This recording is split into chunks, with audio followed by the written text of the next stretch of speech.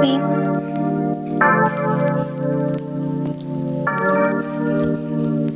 This her bed, y'all. This her bed. You can record me? She ain't having it, y'all. My room is clean.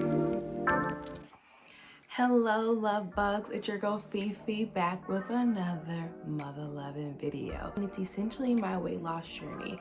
I'm not gonna draw it out, but I am gonna break it down to bits and pieces and stages so you kind of get a grasp on kind of where I'm going, where I was, and where I'm headed.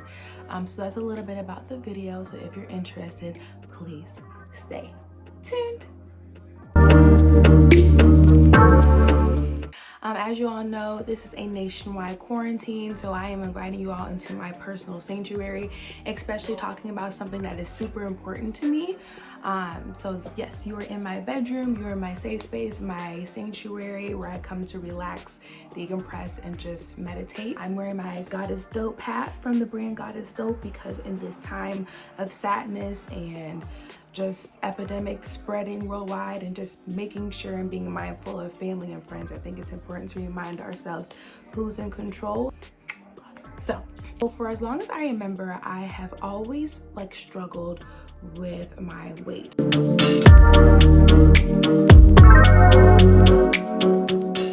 And it's because I ate good food. My parents, I was going to the Peppercorn Duck Club. We just had really good food. My parents will cook at home. We ate out to eat a lot. Social gatherings, African American community, that's just what we do. Funerals, birthday parties, any type of celebration, we surround ourselves with food. So that's what I'm used to. So for as long as I remember, being overweight was part of my life, but it never seemed like a big hindrance to me. I was a cheerleader. I was a very active person, but it didn't hit me until about the end of senior year going into college that it really made a difference. I had a boyfriend, my first serious boyfriend at the time, who even made threats that he would leave me because I was overweight. Made me battle a lot of self-confidence issues and doubting myself in a lot of area, and just I didn't consider myself really pretty. So I can relate to a lot of women and a lot of young women who are living in this state of social times and image is everything. So I was really caught up in that, and that's kind of where my love of makeup started.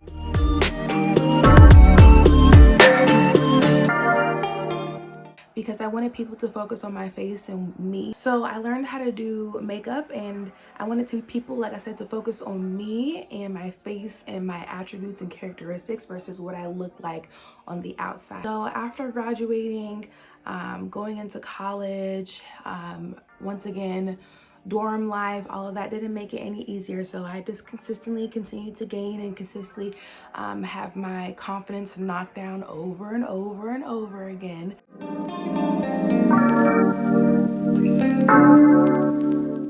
I just continue to eat and emotionally eat, fresh meat type of environment, and once again it was just image. I know I tried to talk to a couple guys and shoot my shot, if you would say, and I always would get declined, and to me I was like the ugly duckling. And so either way, my weight has constantly controlled a lot of how I acted and how my relationship with food started. Not only did I like food, I love food in general, but I also use it as a coping mechanism. So that was also my downfall. And then leaving college and kind of getting out into the real world, I was like, I need to make a difference. I need to make a change. Mom was telling me, she works in the medical field, and she was telling me about gastric sleeve, so VSG surgery. So I was like, no, I'm not interested. I can do this by myself. And did a lot of research, tried to do a lot of lifestyle changes on my own, but it just didn't work out. So I put more thought and emphasis into VSG, went and researched a couple of people who have had the procedure before, asked them some questions, and then I decided to go through the process myself to the Bariatric Center of Kansas City, and just pretty much started my process. For me, it was a 6-month process of me proving to my healthcare provider I had to lose 20% of my overall weight before I could be approved, on top of a lot of things. So I had to prove it to myself, I had to prove it to my healthcare provider, and I had to prove it to the physicians there that I was dedicated to making a holistic change for my life and for my family and just for the benefit of myself. And I just kind of revamped everything. Like, I kind of revamped my mindset, revamped my focus. I had just gotten out of a bad engagement that was just really not good for me. I just graduated. I'm just living my little big girl job, and I wanted to really live out and be the Felicia I had envisioned for myself. And I knew the only person that was blocking that from happening was me. And so yes, went and started that process. I even started a whole new Instagram account, and it was based off of just my VSG journey and just kind of like my growing up story, essentially. In December, I had VSG.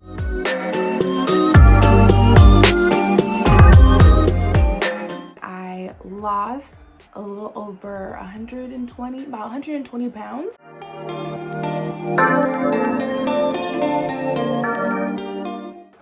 I looked really skinny and I was thin, so I got the ideal image that I thought I wanted and that I liked, and I got a lot of attention, unwanted and appreciated, from people, and it changed my perspective on a lot of things. Guys who weren't even trying to give me the time of day were now trying to give me the time of day. Jobs treated me different because now I fit an actual image, so it was just a little bit different trying to handle things, and just kind of, because all of this, I lost over 100 pounds in a span of a short span of a year. My body was changing, and then the effects of the surgery, my hair was thinning. There was just a lot of things happening in my life, and I was like, I'm tired of looking real skinny. I lost all my boobs, I ain't got no booty. So I gained about 25 to 30, 40, I want to say 40 pounds back.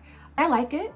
I'm actually okay with the size that I am. I feel like I'm a little more full figured, but I'm not skinny, and I have a little bit more curve. But now I'm I just want defined curves. I still got a lot of loose skin, and I still have a lot of this and that. That's why I got my personal trainer. My highest weight ever that I've seen, it was 310 pounds, and I'm 5'6".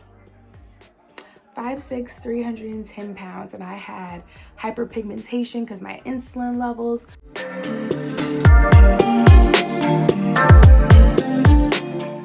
My joints were hurting, low self-confidence. I was tired all the time. See, Amber? Hi, honey. That's my boo.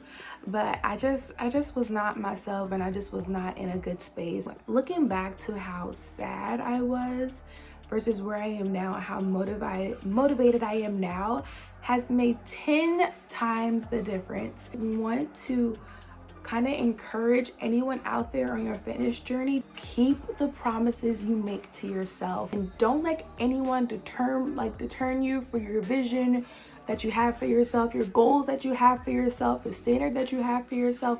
It doesn't matter if you gain 1,000 pounds or if you lose 1,000,000 pounds. Be who you want to be and work hard to achieve it. I still fairly eat healthy, and I love my alcoholic beverages, and my portions are still small. So even 3 years after my gastric sleeve surgery, my portion size is little. Okay, it's little. So leftovers are not. Who eats leftovers? Not me. So I still have the tool, my weight loss tool, with me. But I like to tell people, in hindsight and recognition, weight loss surgery isn't your solution. It's a tool. And a lot of people say that, and they say that in training, but I want people to really encompass that having weight loss surgery is not your solution. It is your tool. And I say it's your tool because over time, I can still eat whatever I want to eat. It'll be small portions, but it doesn't matter if it's one cookie or 2 brownies at a time. I'm not fueling my body with things that I need that are good for me. So it is just a tool, a foundation for you to go on. So I like it now because even when I do go to buffets with hubby, at my job, at the crab leg buffet, or just go out to dinner, I am not tempted to overindulge. I'm not tempted to overstuff myself. Use the time that you have on this earth to be who you want to be. I took a lot of time really taking people's words and visions about myself to heart and not living out my true potential. Walking around here with hurt feelings because boys didn't like me and this is what my image didn't look like. When really, I'm like, who cares? Like, now I'm looking at him like, dude, like I was worried about the wrong stuff and not focusing on all the great attributes. So for all the men, women, everyone out there that has struggled or is going through weight loss or a weight loss and or fitness and or lifestyle journey, keep at it. There's no right way to do it. There's no wrong way to do it. You have to do what is best for you, what works for your body, what works for your lifestyle, and you have to just keep cracking at it. Girl, F what they talking about. If you want to bulk up, forget them. If you want to be super skinny, do it. If you want to be a supermodel, do it. If you just want to be super mega obese, be healthy, but do it. My mom and my family have been super awesome in this whole journey with me. My aunts, my momties, as I call them, are amazing. And just making sure you have that great group of individuals who are there to support you no matter what is so important. It's so important to have that emotional circle that you can call to when you're like, oh my gosh. Be persistent, be steadfast in your journey, and continue to do you. Continue to develop and be the person that you always wanted to be for yourself. Be the person who you wanted to be when you were younger. Be the person who you needed when you were younger. And set the standards for yourself, and don't apologize for doing it. Life is beautiful. Live it how you want to. No regrets. Use this time in quarantine to be healthier. Use this time to change your mindset. Use this time to focus on really your game plan on what you're gonna do to better who you want to be. Yeah. That's it for this video, you guys, and I will see y'all in the next vlog.